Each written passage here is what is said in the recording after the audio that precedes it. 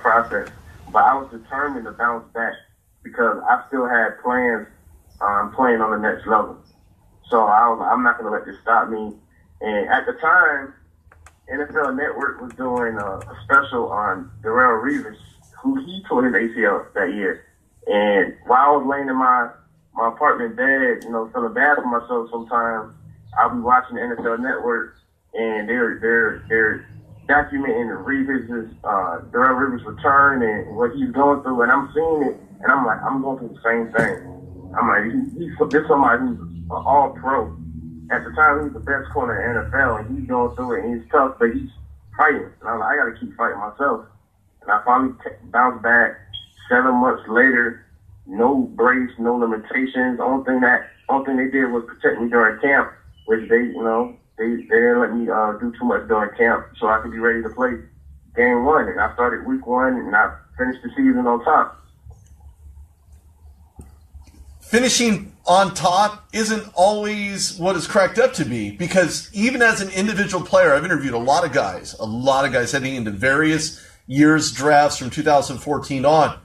And when you look into what it means for you individually to put the best stats together, give the best possible chance for your team to win, did stats matter to you? I mean, even when you had decided to transfer out to Valdosta because you led the team in rushing, fourth in receiving as a fullback, was it something that you decided to go to the next level, that you had the talent and the skill set despite the setback with that torn ACL to make an impact at Valdosta State University?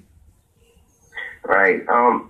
Normally speaking, stats don't mean too much for me. I mean, we all have personal goals as athletes to do this, to do that. And the reason why we have personal goals is because we want to push ourselves to the next level, see how good we really are, test ourselves on how really good we are. But the stats I accumulated my last year, which was technically my sophomore year at JUCO, it was important to me because it was 7 months after ACL reconstruction. A totally, full-blown ACL reconstruction of my knee. And the fact that I did what I did, it was a testament to my rehab and how hard I worked, which is why I was so proud of the numbers that I did put up at JUCO. So once my season was over and Valdosta gave me a call, I mean, I had other schools, but Valdosta was perfect. It was an hour and a half away from home. I could be close to the family. My mom could come up to the game. My mom couldn't see me play when I was in Buffalo. I was so far away. So now being at Valdosta, I was able to have my full support system with me. And that was big. When I got there, it was nothing but love. So I just figured, I'm here. I'm at a winning program. Valdosta, we're known as Title Town. We win championships in all sports, especially football. So my numbers didn't matter anymore. It was all about helping the team win. And that was my mindset when I first got to Valdosta. That's a college that puts its pride, because it's filled with it. Every single college is in the NCAA system. They're all filled with school pride, a school environment. Most of the time, student athletes can grow into and really become a part. Matter of fact, a lot of post-NFL players, even retired ones like Willie Williams, will work for his alma mater. Kerry Davis does Fighting Illini, because that's where he was drafted from by the Steelers. He does the play-by-play. So a lot of times you build these relationships. They've been built through trust and time and patience, and building a relationship. This is something that happens overnight. What was it about your entry point? I mean, when you got to Valdosta State University, this wasn't a community college anymore. Community college, you can come and go as you please. You can clearly do your homework. I attend college, so I understand that dynamic. They do have football, they have baseball and softball and such.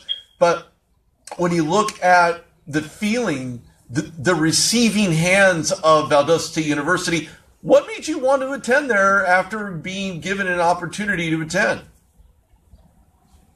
Right. When I left Erie, my time at Erie was bittersweet because I feel like I grew up and I became a man when I was at Erie. So I was way more mature. I was away from home. Rehab, came back from ACL, been around NFL players, been around my cousins, so I feel like I matured faster when I was up there. So I would never disapprove or be unappreciative of my experiences there. But one of the things that was made my experience at Erie bittersweet was we wasn't winning on the field. My 2 years there, we won a total of 4 games. And that wasn't, it wasn't that we had bad players or we had bad coaches, but for some reason we just had a hard time finishing games because we lost a lot of close games. So my feelings going into the recruitment process was I need to go to a program that wins. I don't want to go to a losing program. I came from a big high school where I lost 5 games in 3 years of high school, let alone losing 5 a season at JUCO. So I want to be at a winning program again. And when Valdosta called and they brought me down for a visit and me and my mom went on campus, they just made us feel at home. And I looked at my mom, I was like, yeah, this is where I need to be. And she felt that way as well, so which made the decision so much easier to go there. When you're in a losing program, it's just sad. It's sad because despite the record, you could have lost every single game, but despite the record, you still built the relationships, things that will last a lifetime. But those relationships weren't going to help you get to the next level. You'd see you became a man, and that is fantastic. That's the recognition. If you're in college, you're trying to get to the next level, you've already, at that point, no, I need to move on to the next level, and that was Valdosta State University. We need to take a quick break. Make sure you download the app, WBLZsports.com. You can go to theRootDogShow.com. On the very front page, you will see one for Apple and one for Google, or you can go to the Google Play Store. You can go to the App Store on iTunes. Download the app. We're going to come back with our very special guest today, Tahj Dennis, fullback, Valdosta State University, looking at making an impact in the 2017 NFL Draft. This is Rudy Reyes. We'll be right back.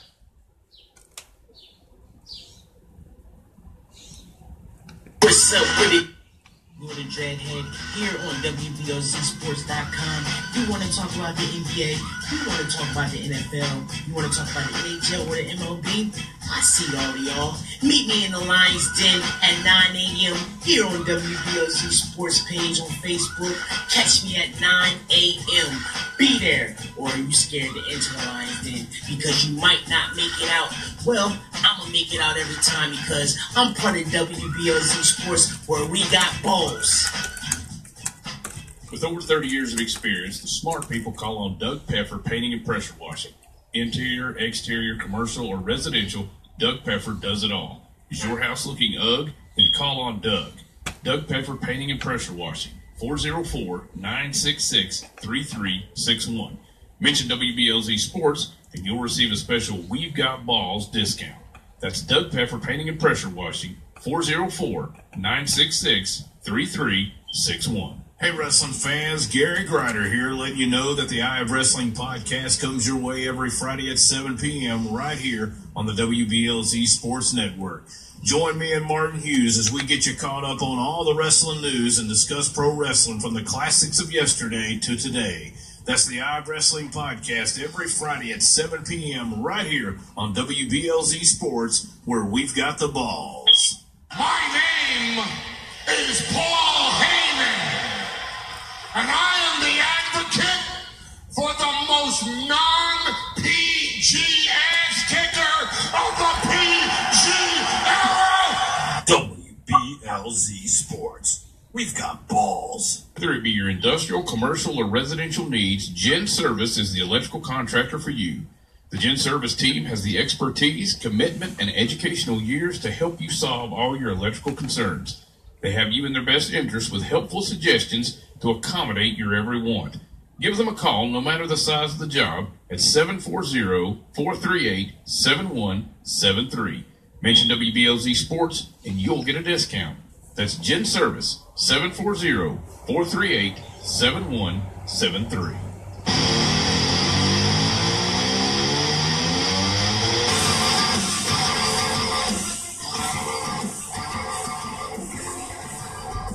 Welcome back to the Rude Dog Show. This is Rudy Reyes. Now, I know you've already downloaded the app, right? Okay, well, if not, there's another way to listen. I'm on Facebook Live, by the way. This is Rudy Reyes from the Rude Dog Show at WBLZSports.com. Yes, I am video friendly, at least for the moment. Give me another 20 years and I may switch just to radio only. Anyway, welcome back to the show.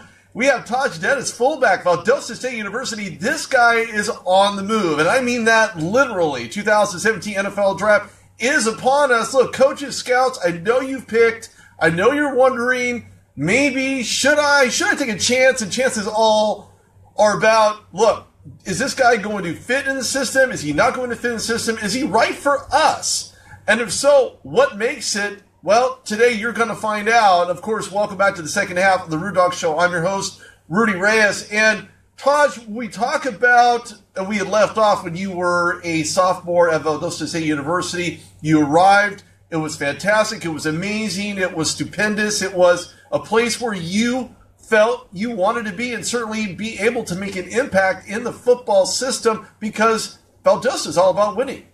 You know, winner, winner, chicken dinner. And I'm sure that comes true because of the history that Valdosta State currently has and will probably continue to do so. You were training hard. You were meeting your new teammates. You clearly had a path and a direction that you were heading to. You were competing for a starting fullback job, but another setback. And this isn't a personal setback. This was an academic setback. But what that means is that the school had informed you that you were ineligible to play. Now, because I'm in college, I understand that some types of credits do not translate over to the next level, do not translate to the next school that you attend, regardless of where it is. For some reason, they just don't. But because you were training so hard, you were ineligible to play. What did that mean to you at that point? Was there a give-up point, or did you just decide, you know what, I'm going to do this, I'm going to continue the fight and fight my way through it to get to the next level? It was definitely never a give-up point. As you could tell, based on my story, I'm not a quitter. I'm always going to fight to the very end. So it was some disappointment. I was devastated because that whole summer I trained hard. I got there early that summer because I went on my visit in May. I was there in June for workouts, and I was there all summer training, working hard, you know, talking to the coaches, learning the offense, trying to get a heads up. So when camp arrives, I'm flying on the field, you know, at full speed, no hesitation, no limitations at all. And the week before, after summer workouts, they give you a week off to go home and decompress and be around family before you come back and it's all football. So that week off, I was home visiting family, still working out, but, you know, just chilling for the most part. And the day I got back to Valdosta, which was a Friday, and we had to report Saturday, that Friday I got back, I got a phone call from one of my coaches to come up to the football facility. So I go up there and, you know, I talk to the AD, and they tell me, you know, a couple of my classes didn't transfer over, which makes me ineligible. It sucked because I worked so hard that summer to put myself in a position to compete, and now you're telling me I can't play. And what made it worse was if we would have found out early in the summer when I first got there, I could have gotten in summer classes to make up for that. But we found out so late, and it was just a bummer for me. So at that point, Valdosta I was going to be able to take classes there at Valdosta unless I was playing for myself. And I'm out of state, so that was going to be expensive. So I went back home, and I went to a community college back at the house, worked hard, trained. I was working pretty much a 12-hour shift, 7 to 7 at a dry cleaner. I was a manager at a dry cleaner, you know, just so I could be able to pay for my classes. And I did that for, 6-7 months, and I came back to Valdosta the next July. Well, next June, and I was there the next summer training back at it like I never left. So it was tough, but I'm just a fighter. I'm never going to give up on my dreams. And nor should you. You only had 2 classes, and at least you can't say you had any dirty laundry, because you were able to really put this on a clean slate with 2 classes. You pay for them out of your own pocket, and a lot of students will find themselves in the situation where the scholarship will only pay while I'm playing, but because I'm not playing, now I have to pay. And that's the situation you found yourself in at Valdosta State University. However, because of your perseverance, because of your work ethic, because of your attitude, your passion for the game, trying to get to the next level, wasn't something that was always easy for you, but you decided to make a move. And that move was to continue working, study, and study. 12-hour jobs can be a pain, especially when you're there, you don't even feel like you ever left because you're there 12 hours on, 12 hours off, 12 hours on, 12 hours off. This isn't an easy process. But when we talk about the NFL draft, nor is that an easy process. And in all fairness, those two meet in the middle, because your journey's not over yet. The NFL draft is this week. That doesn't necessarily mean that anybody's going to get an opportunity. So what if the agent gets called and you have other teams making the inquisition? Clearly, more is better than less. But in your situation, you had to pay for the classes, and that made you become eligible at that point. What's more interesting than all of this is that your ability to follow through with what you said you were going to do, and this is where you're at right now. What does this journey mean to you? You started off playing Pop Warner football. You've watched NFL teams grow in front of you on the television screen, like anybody else, unless you're part of an NFL team and coaching, or albeit position coaches and so on. But you've seen this process. Your stepdad played for the Giants. Your brother played for the Jaguars, Patriots, the Buccaneers, the Panthers. And you have so much lineage in relation to football. You were basically born to play it. Would that be a fair statement? That's definitely a fair statement. I've been involved in the game since I was knee-high. My mom jokes and says my uncle gave me a football instead of a teddy bear when I was a baby, and I've been in love with it ever since. Well, there you go. When you're in love with something, you have a passion for something, you continue to do your absolute best to make sure that it comes to fruition. When you discuss with your family, and I know you've spoken to your stepdad in regards to his drafting memories and your brother and even your cousin, Marcus Easley, when you talk about the experiences with them, what is the underlying tone in that conversation? Well, basically, just have faith, never give up, and keep your dreams alive, because all three of them had a different process. They all ended up at the same destination, but their journey to get there was all different. And that's one thing that I did learn from them, is that there's no correct journey on making it. It's all about making it. If there was a handbook on how to make it, everybody would have the same story, but everybody don't. Now, what makes the process so beautiful and so appreciative is that you have your own uniqueness to it, your own hardships, your own passions, your own love for you to even get there. And once you get there, it's about, making the best out of wherever you're at. So that's something I definitely learned, that there's no right way of getting there. It's all about getting there. It's not, that's probably the best thing. And it's something I talk about a lot here on the show. It's not the issues or situations you're faced with, it's how you handle it. It's what you do with them, how you react to them, how you're able to fight your way through them. And I think the reactionary process of what we learn in life is indicative of what the outcome is. What you put in is what you get out of it. You use whatever analogy you want to, and all of it could apply. In your given situation where you receive setback from your mom, having lupus, to understanding you can't be academically eligible and having a new start and going to Erie Community College and being able to put yourself in a situation where you're progressing.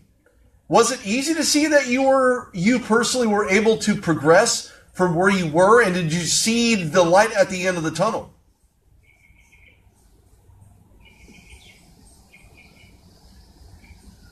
Did seeing the light at the end of the tunnel give you the awareness that all that hard work you've done in the past is certainly going to put you ahead of the game moving forward professionally? Yeah, I definitely believe that. Throughout all the hardships and everything, I've grown a lot. You know, there's experience in everything. There's growth in everything. And that's one thing that I did learn. And no matter what you go through, no matter who you meet, who you come across, there's lessons to be learned through all of that. And as long as you learn your lessons, you know, I feel like you'll be fine in the long run. And I've been through a lot, and I've been through enough to where I built up calluses to hardship. You know, I don't let anything set me back. I don't let anything put me down. I'm always even keel. I don't get too high about things because I know at any given moment things can change. But I also know that the love and appreciation and the mindset you have to accomplish a goal, you know, it's never easy. It's never easy. And if you think it's going to be easy, then it might not be worthwhile for you, you know. But once you put it in your mind that you can get through anything and believe you can get through anything, it's all worthwhile. What's going to be worthwhile is you receive that phone call from an NFL team saying, Tahj, are you ready? You ready to get to the next level? What would it mean to you to receive a call, let's say, from the Buffalo Bills? What do you know? And say, we want you to play. We know your cousin plays on the team. How would you feel? Man, it'll be a blessing. You know, it'll be the first step to a new life. You know, that's how I look at it. It'll definitely be humbling and something that I had a passion for and dreams for and aspired to be in this position. So even right now in this waiting process, I'm still trying to be appreciative of the moment because a lot of people don't get these moments. You know, I know friends and I have family members who played ball who couldn't make it this far. So I'm appreciative of everything. That's one thing I'm learning, being appreciative of everything. So when I do get the call, everything will just come back full circle. You know, it's like everything I've been through, everything, it's all worth it. You know, but that would just be the beginning because my story doesn't end with me getting the call. My story just beginning. You think one day your story will end in Canton, Ohio, in the Pro Football Hall of Fame? Lord willing. I pray. That's the goal. But the goal is not getting there. It's staying there. It's staying for many, many years there. A lot of players who enter the NFL, and sometimes it's well stated and well noted that you have guys like Chad Johnson playing for the Cincinnati Bengals wearing a Hall of Fame jacket. Okay, there could have been, obviously there were some jokes about it, but he didn't end up in the Hall of Fame, nor will he ever end up in the Hall of Fame. Do you think that at some point when you go into an NFL team that you are maybe setting yourself up for failure? When you think that you're going to be the best despite what your numbers indicate? No, you can never set yourself up for failure for having high expectations for yourself. Because if you don't set them for yourself, who's going to set them for you? So I believe I'm all about self-empowerment. And when I was in college, I had a book report to do for a success class, and I had to read this book called The Power of Positive Thinking by Dr. Vincent Norman Peale. And that changed my whole perspective on everything. So it's all about believing in yourself and understanding that no matter what you go through, no matter what obstacles or what happens in your life, it all starts with you believing in yourself. So I don't believe in setting yourself up for failure for having lofty goals for yourself. Good answer. I agree with that. Let's take a look back here. In 2016, September 3rd, against Albany State, you had 7 yards, you had 1 rush for 7, a total of 15. And then against UWF in September, you had 2 carries, 15 yards, and then Mississippi College, 6 yards, and 2 Well, basically 2 yards. When you look at Florida Tech as well, you also had 5 carries. It's almost as if because of the lack of production that Valdosta State has committed itself to, at least during that season, do you think at that point, professionally, you were able to shine enough to have teams show interest in you? Well, for the most part, you have to take advantage of the opportunity that's given. And coming from JUCO, where I was one of the main facets of the offense, you know, when it comes to the running game, the offense pretty much ran through me. You know, being a fullback, I played fullback, running back at junior college, so I touched the ball a lot. But I touched the ball a lot, but we wasn't winning. And once I got to Valdosta, it wasn't even about me. You know, everybody sacrificed for the team. And we had, my 2 years at Valdosta, we had Coach Dean, my junior year, who's the all-time leading wins getter in Valdosta State history, 3 national championships. You know, he's probably going to go down as a Hall of Famer. He's definitely going to go down as a Valdosta State Hall of Famer. And he ended up leaving to getting a job at Georgia Southern as a offensive coordinator. And we had Coach Bell, Coach Kerwin Bell, who came in my senior year, whole new offense, new system, new coaching staff, and he comes in from Jacksonville University. He played 14 years professionally, and he has a pro-style passing vertical attack game. So the offense was different. My role changed. So it never been about me. It was all about, you know, doing what's best for the team and helping the team out, doing the dirty jobs, and, you know, in there in the trenches fighting with defensive ends and all that. So it never became a selfish thing about my numbers. I mean, from spring ball, I expected to have a crazy season, how spring ball went. But as the season appeared, you know, things happened. We had some injuries. We had some missteps where my role had to change. And I changed. My role pretty much changed every week. My job assignment changed every week. And so I was just appreciative of that. So at the end of the day, you have to do what's best for the team. And I think being an unselfish player speaks volumes to your character. It does. It speaks volumes to your character. As a matter of fact, NFL teams, coaches, scouts, take this guy seriously. Look at his character. Look at who he is as a player, what he's done, his individual numbers, despite being on losing teams in the various colleges that he's attended. This is not a reflection of him. He's already put in the hard work, just like a lot of student athletes will tell you. But what makes Tahj Dennis different is that he has football lineage as a part of his background. He has a real true life understanding of, probably more so than any player I've spoken with in recent memory, because he understands the inside of what an NFL player is like and how they're portrayed and what the reality is of how these players can really transmit what they're putting onto the field to be the best in their respective position, but beyond the numbers, really on the understanding. And Tahj, you certainly have that, no doubt about it, when we're talking about how you're able to contribute to an NFL roster. Give me a key component that NFL roster needs, and why do they need you on their roster? A key component for myself is, one, I'm a selfless player. I'm a hard worker. I'm determined. I'm always on time. I'm the model for how to carry yourself as a football player on and off the field. Never been in any types of trouble. And I'm all about football. I put football first before anything. I'm never late to practice. I practice hard all the time. I play through injuries.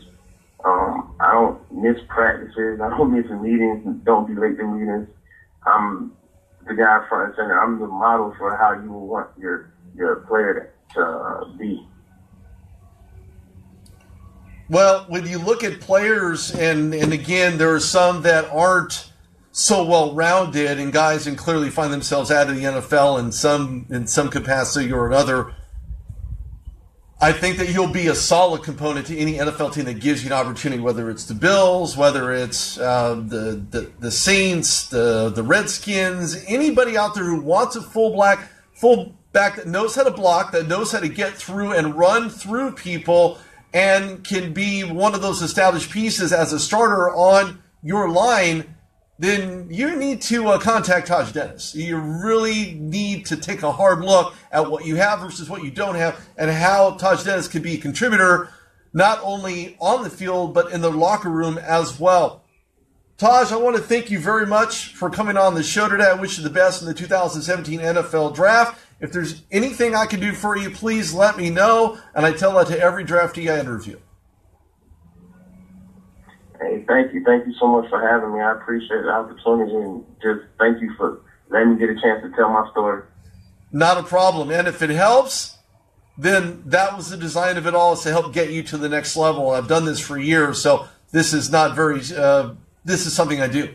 It's not very surprising to anybody who actually knows me. So you're welcome. And ladies and gentlemen, Tahj Dennis, scouts, coaches, call him. Call him. He's a character guy with character actions, not just words, and he wants to put those words into action on an NFL team. So give him an opportunity. You will not be disappointed. This is Rudy Reyes on the Rude Dog Show with Tahj Dennis, a fullback, trying to make his presence known in the 2017 NFL Draft, which is happening this week. Thank you for tuning in. We'll see you tomorrow. This is Rudy Reyes on the Rude Dog Show on WBLZSports.com. Make sure you check out Anthony Gilbert. He can help change your attitude, your mentality, your personality when you're talking about what you look for in an agent. D1, D2, it doesn't matter. It makes no difference. As a matter of fact, he also does financial planning for guys who are in the NFL currently trying to establish themselves in long-term financial positives. Anthony Gilbert can certainly do that for you as well. You can go check out johnmalecki.com. He can turn your wooden dreams into a would-be reality. See what I did there? Would-be. Anyway, thank you for tuning in. This is Rudy Reyes. Make sure you download the app for tomorrow's show. We'll see you later.